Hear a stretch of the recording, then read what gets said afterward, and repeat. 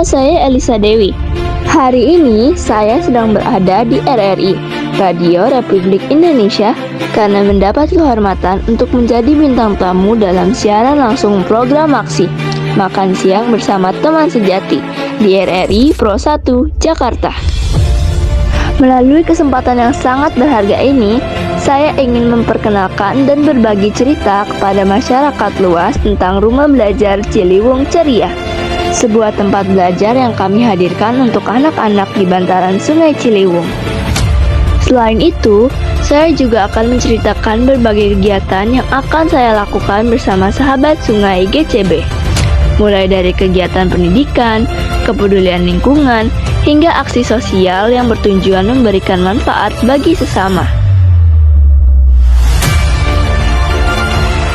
Saya sangat bersyukur karena dapat berbagi pengalaman, inspirasi, dan semangat untuk terus peduli terhadap pendidikan dan lingkungan melalui siaran ini.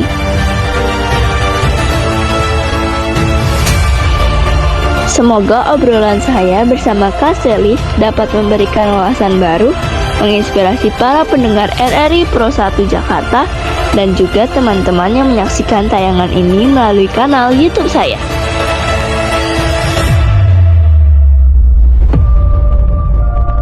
Yuk simak perbincangan dan cerita kami selengkapnya.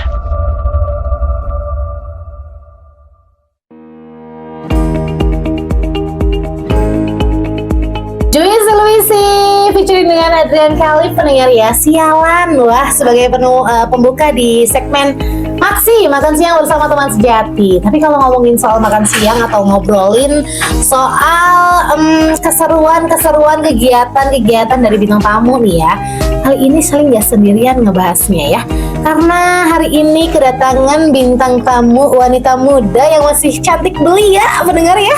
Kita langsung aja sapa ya, ada Elizabeth Tunggadewi yang selaku model dan juga founder dari Rumah Belajar Ciliwung Ceria. Selamat siang. Aku manggilnya Dewi aja ya. Iya. Oke, selamat siang. Aduh, Dewi ini kalau aku lihat aktivitasnya di Instagram padat banget ya. Dewi tuh model, iya, nyanyi, iya, dan ternyata juga lagi aktif banget jadi founder Rumah Belajar Ciliwung Ceria. Bener ya? Benar. Nah, kalau ngomongin, kita bahasnya soal ini dulu yang menarik nih. Aku penasaran banget sama Rumah Belajar Ciliwung Ceria. Ini tuh rumah apa? Bisa diceritakan nggak sih? Rumah Belajar Ciliwung Ceria itu komunitas ngajar ya. Jadi itu tempat terbuka untuk anak-anak untuk belajar bersama di komunitas Rumah Belajar Ciliwung Ceria itu. Oke. Kita tuh di situ belajar bahasa Inggris. Oke. Inggris aja atau ada pelajaran lain? Sebenarnya untuk sampai sekarang kita masih planning bahasa Inggris, tapi kita nanti soon bakal mungkin diselipin lah ya kegiatan lain yang kreatif buat anak-anak tuh nggak bosen bahasa Inggris doang. Oke. Nah, awal terbentuknya atau Rumah Belajar Ciliwung Ceria ini gimana awalnya?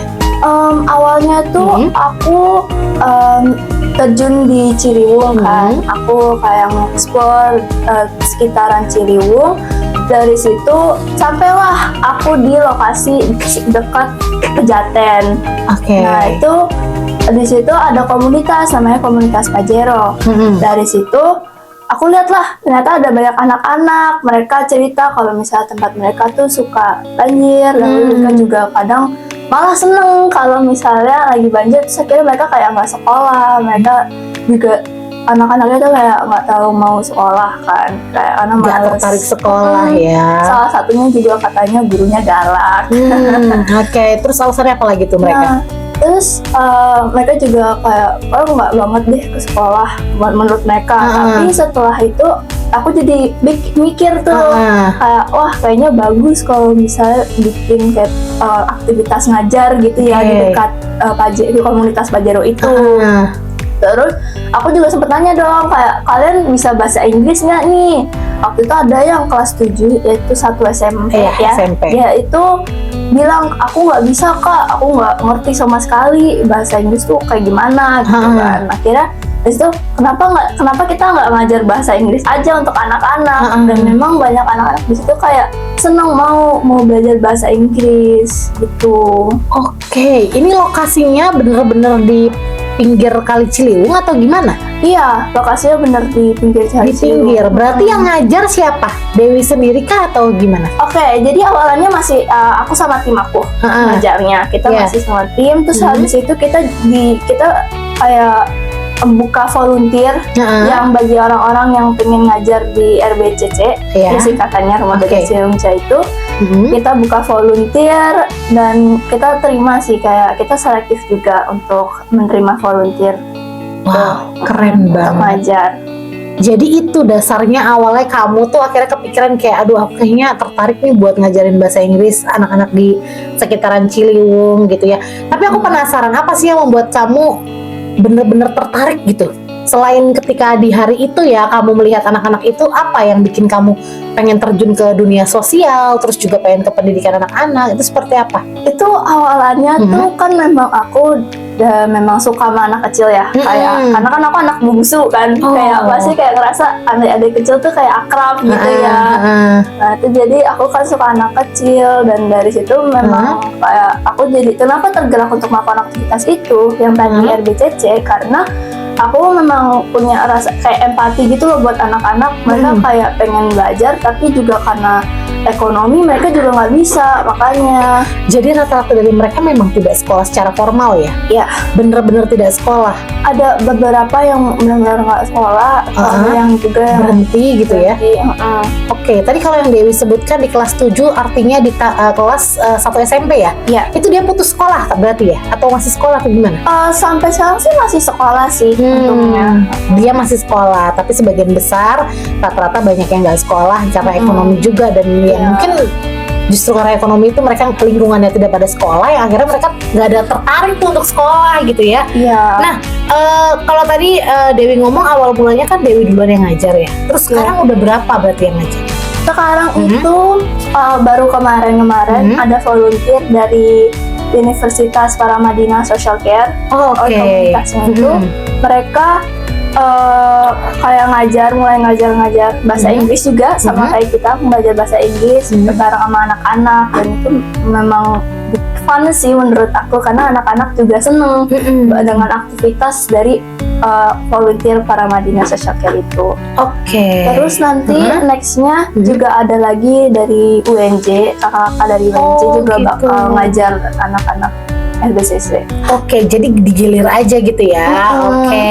Nah ini yang bikin menarik sebenarnya kan, Rumah Belajar Ciliwung Ceria ini kan banyak ya pasti. Anak-anaknya ada berapa kalau boleh tahu? Anak-anak itu ada 38 atau 40-an. Soalnya setiap kali kita datang ada murid baru lagi. Terus abis itu datang lagi murid baru lagi. Jadi kayak baru-baru lah. Jadi ada yang tertulis mungkin ada 38 atau 40 lebih. Ada juga yang nggak ikut karena keluarga gitu. Jadi wah banyak ya, lumayan. Berarti kayak sekolah formal juga ya? Iya, kayak satu sekolah. Segitu ya. Nah ini mungkin pendengar yang lagi dengerin juga biar punya gambaran nih ya Dewi ya. Mungkin bisa di-share nih kira-kira kalau mau ngeliat kegiatan di RBCC ya? RBCC ini di mana? Kalau mau lihat kegiatan di RBCC itu bisa cek sosial medianya, itu Instagram, namanya Rumah Belajar Ciliwung Ceria. Itu biasanya ada tentang volunteer di situ, terus juga tentang aktivitasnya dan volunteer apa yang bakal ngajar besoknya gitu. Tapi kalau misalnya ada pendengar yang mungkin tertarik nih mau ngajar di situ, bisa dong berarti ya? Bisa, tinggal di DM di Rumah Belajar Ciliwung Ceria ini ya.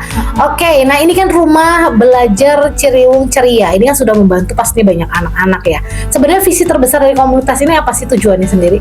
Visi terbesar dari komunitas ini itu kita tuh ingin buka akses untuk anak-anak yang nggak bisa sekolah atau mungkin mereka kayak nggak ada ketertarikan untuk belajar. Kita membuka kesempatan itu agar mereka ayo belajar bareng kita, ayo rasakan gimana sih belajar tuh bisa seru loh, nggak terlalu stres, kita bisa santai sambil ngobrol gitu.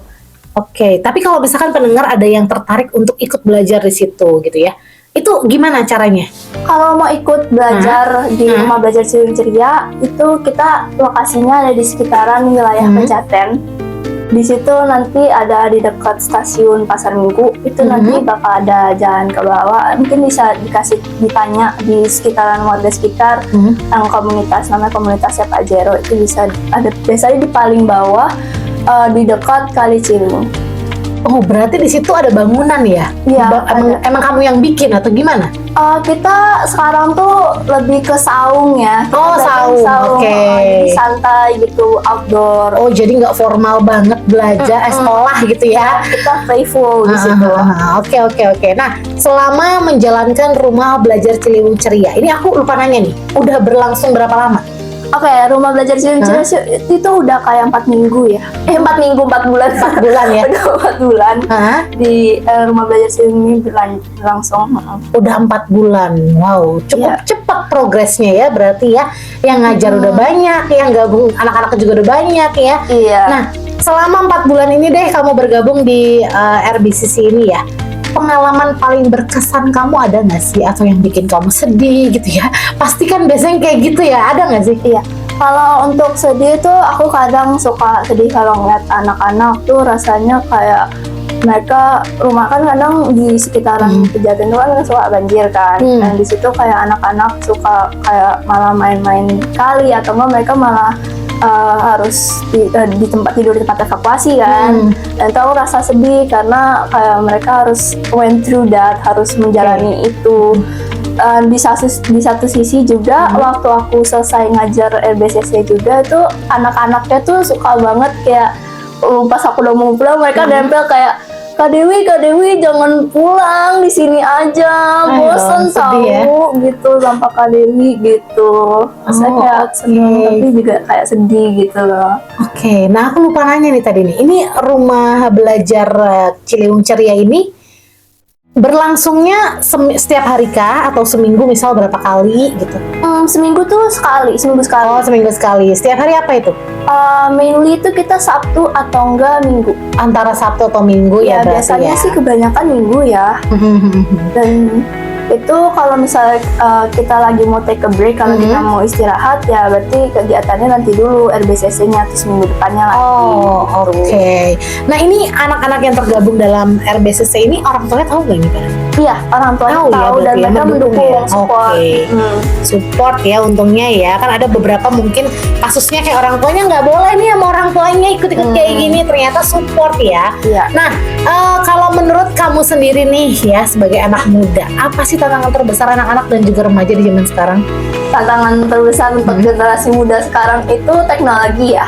Kan teknologi itu sekarang lagi berkembang pesat, dan apalagi kan kita ada yang namanya handphone kan, dan kalau kita menyalahgunakan suatu handphone kita jadinya kecanduan, dan itu adalah tantangan terbesar. Apalagi kadang aku juga kalau misalnya melakukan aktivitas gitu kayak suka lupa kalau lagi megang HP gitu. Jadi itulah benar-benar luar biasa ya memang ya teknologi itu ya. Tapi gimana sih Kak caranya kamu mungkin ya menjaga semangat gitu ya untuk terus berbagi, terus ya intinya membagi waktu lah ya, karena kamu kan juga sibuk ya. Udah gitu harus aktif juga kamu karena kamu sendiri foundernya RBCC gitu. Gimana caranya? Kalau untuk ngebagi waktu ya, itu aku pastinya utamain yang prioritas itu pasti sekolah. Aku pasti prioritasin sekolah. Lalu setelah itu aku melakukan aktivitas-aktivitas di luar sekolah itu di hari-hari yang kosong. Kebanyakan sih di weekend ya, di hari libur biasanya kalau aktivitas aku. Oke, berarti kamu selalu ada tuh ya tiap ada kegiatan RBCC ini selalu ada. Iya. Wow, selalu datang ya berarti. Kamu ngajar langsung juga di situ ya? Ya, aku juga keren banget. Padahal sebenarnya hal-hal kayak gini siapa tahu nih ya Dewi ya, siapa tahu pendengar-pendengarnya orang satu nih ada yang tertarik, siapa tahu ada yang guru, terus juga akhirnya tertarik pengen ikut ngajar deh gitu ya. Kan biasanya kayak gitu, berarti boleh banget ya, terbuka banget ya. Nah, kalau ngomongin soal kegiatan ini ya, menjadi seorang yang aktif banget, terus juga kan Dewi itu aktifnya di berbagai bidang ya, nggak cuma satu ya, yang model lah, aduh banyak banget ya pokoknya ya. Nah ini kan nggak mudah banget ya. Nah selain membagi waktu, orang tua gimana? orang tua mereka support banget sih. Support banget. Kalau aku misalnya nih aku rasa kayak ayo yuk ke RBCC, mereka kayak ayo, kayak mereka support aku untuk ikut, dan mungkin mengikuti berbagai acara tuh mereka juga mereka mau kayak mau support aku, mendukung selalu di sana kalau misalnya aku ini kayak menanya mau ikutin kegiatan ini atau itu. Selama menjalani kegiatan sosial, ada nggak sih mungkin kayak pelajaran hidup yang bisa kamu petik ketika melihat anak-anak yang kamu ajar sendiri deh? Pelajaran hidup yang pastinya aku tahu dari situ tuh aku juga belajar di mana dunia ini punya dua sisi, di mana ada yang baik juga ada yang kurang gitu ya. Apalagi dengan bisa dibilang kan ada ekonominya yang baik, ada ekonominya yang buruk. Dari situ kita tahu ada dua sisi kan.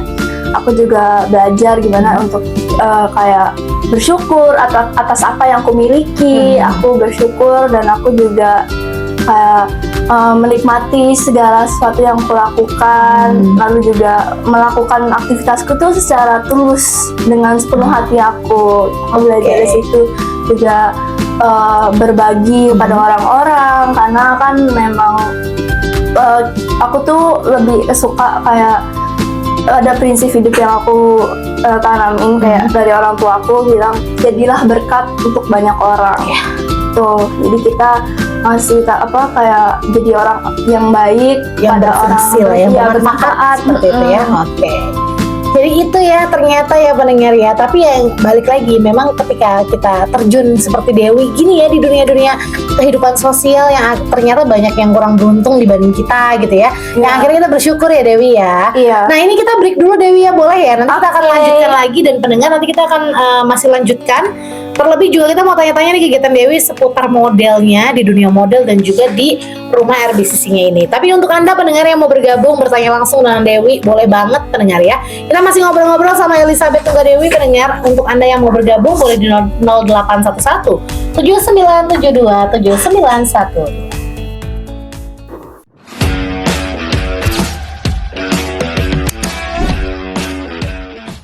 Masih di Maksi pendengar ya, dan kita masih bareng sama bintang tamu kita siang hari ini, ada Elizabeth Tunggadewi yang selaku model dan juga founder dari Rumah Belajar Ciliwung Ceria. Dewi masih semangat ya? Masih dong. Oke, kita ngobrol-ngobrol banyak. Tadi kan kita udah ngobrolin soal Rumah Belajar Ciliwung Ceria. Tapi ternyata Dewi ini juga seorang model yang mungkin pendengar juga kok bisa sih model terus terjun ke dunia ke lingkungan sosial gitu ya. Tapi ini kita ngomongin soal model. Sejak usia berapa sih Dewi sebenarnya jadi model atau aktif di dunia modeling? Sebenarnya baru-baru banget kayak aku tuh terjun di dunia model itu sekitar umur 12 atau 13 tahunan. Baru dari situ aku mulailah belajar tentang model dan akhirnya ikut kompetisi. Wow, nah yang mau aku tanya, kenapa akhirnya tertarik ke dunia modeling? Karena lingkungan sekitar kayak banyak banget teman-teman yang bilang kalau misalnya aku tuh cocok jadi model.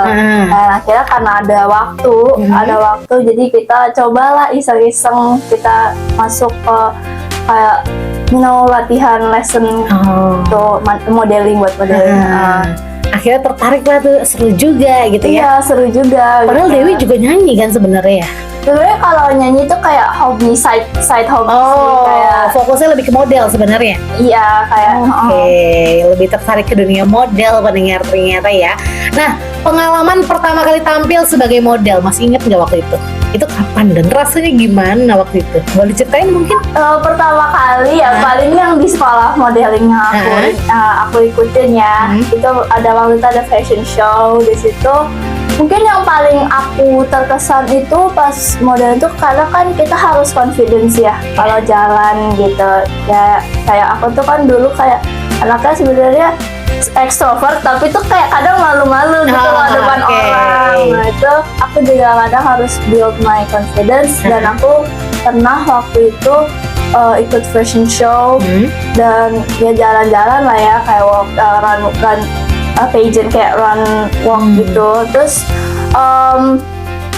waktu itu ada kesan kayak waktu itu pernah aku pas fashion show Itu tuh aku pernah jatuh.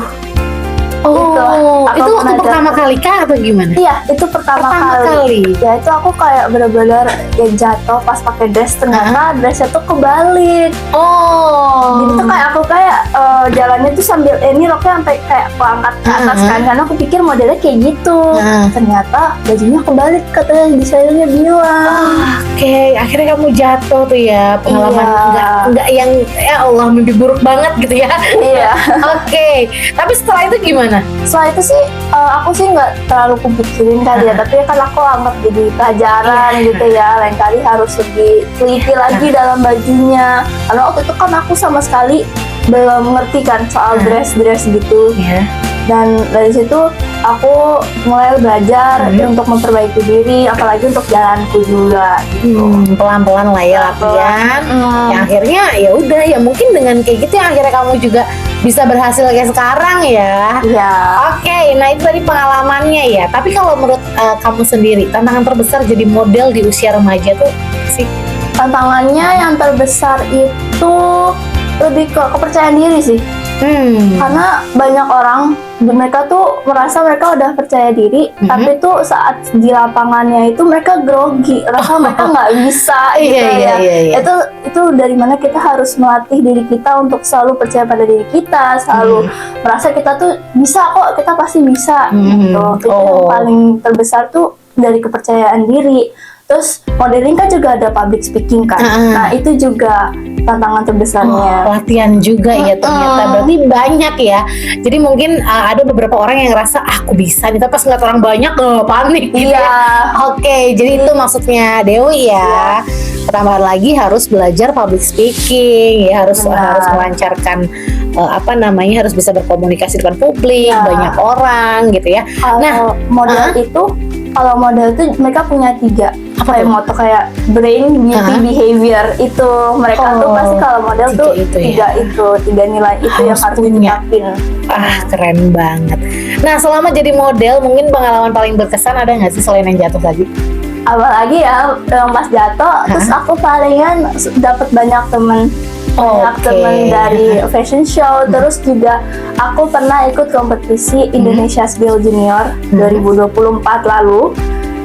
Situ aku kayak mengikuti kompetisi dan akhirnya aku jadi pemenangnya Indonesia's Girl Junior 2024. Di situ mulailah kayak dari modeling itu aku bermula advokasi lingkungan dari situ. Nah tapi kamu ngerasa nggak sih selama kamu terjun di dunia model, ya akhirnya dari kamu terjun ke dunia model itu kamu punya bekal nih buat kayak terjun ke masyarakat, kamu punya kepedean sendiri, punya apa namanya ya, percaya diri gitu. Akhirnya dari situ belajar segala macam yang akhirnya kamu jadi modal gitu. Itu ngerasa nggak sih kayak gitu tuh? Iya, aku suka punya modal ya akhirnya ya. Punya modal karena kalau misalnya kita punya modal tuh jadi rasanya kalau kita ingin melakukan sesuatu hal baru, kita tuh udah punya basicnya.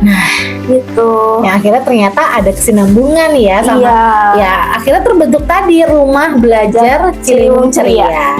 Wah, menarik banget. Tapi aku penasaran, kamu ini berarti lagi aktif-aktifnya dan sibuk-sibuknya di dunia model dong pastinya ya?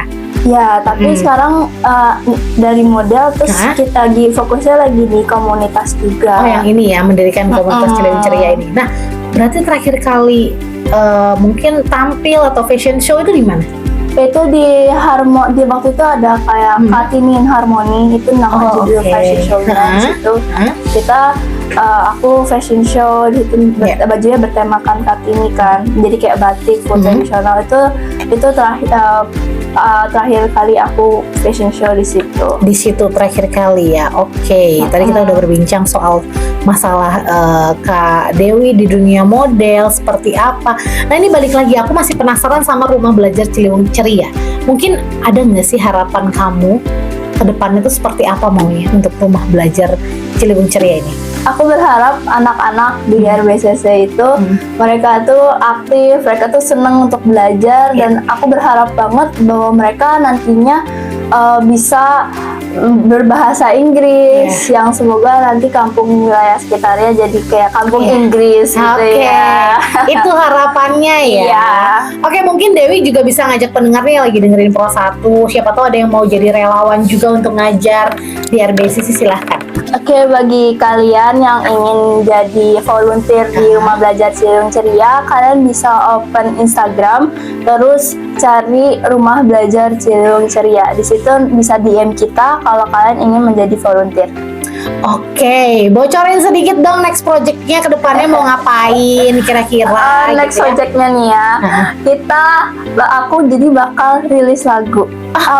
Album mini album. Oh, mini gitu. album EP ya. Oke, mini album itu Yes. kapan? Itu tanggal 7 Juni. Bentar lagi ya berarti ya. Wah, itu bocoran dikit ya. Tapi kalau lagunya Iya. soal apa, jangan dibocorin ya. Langsung aja pokoknya cek ya di Instagramnya. Mungkin di mana tuh Instagramnya? Instagram aku namanya Elizabeth_TG Dewi. Oke, mungkin ada YouTube atau TikTok atau apalah, boleh silakan. Oke, kalau di TikTok sama YouTube itu Langkah Kaki Dewi. Langkah Kaki Dewi. Wah, oke. Mungkin di situ juga bisa ngeliat aktivitas Dewi, kegiatan Dewi di situ juga ada ya. Ya, di YouTube itu mainly film dokumenter aku. Oh, film dokumenter. Wah, keren banget. Langsung cus ya pendengar ya, cek-cek ya di YouTube. Nah, yang terakhir nih, boleh mungkin Dewi kasih satu pesan aja untuk anak-anak muda di Indonesia. Apa sih yang pengen kamu sampaikan? Pesan ya untuk Ya. generasi muda. Oke. Jangan takut bermimpi. Untuk kalian semua generasi muda tuh, kalian jangan takut bermimpi. Kita semua tuh punya potensi dan talenta masing-masing, dan jangan bandingkan diri kalian dengan orang lain. Itu yang paling penting. Tetap semangat, stay positif, jangan menyerah, dan raihlah mimpi kalian. Wah, keren banget. Ini semangat dari anak muda untuk anak-anak muda di Indonesia ya. Dewi, terima kasih banyak sudah main ke Pro 1, udah ngobrol-ngobrol. Iya, Kak. Semoga ini makin banyak volunteernya, terus juga anak-anak yang bergabung juga makin banyak ya. Terima kasih sudah menyelamatkan anak-anak di Indonesia ya Dewi ya. Semoga ini Rumah Belajar Ciliwung Ceria lancar.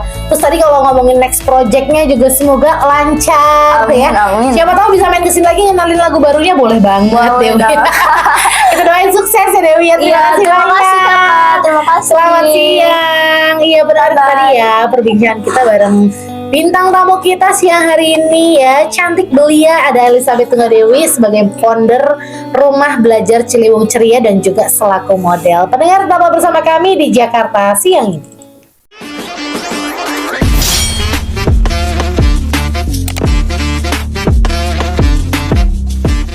Elizabeth Tunggadewi, anak muda yang berprestasi, yang pastinya jadi model, nyanyi bisa, dan yang paling bikin salut adalah dia berani bergerak di bidang sosial ya, yang pastinya bantu anak-anak Indonesia buat mendapatkan akses pendidikan yang layak ya.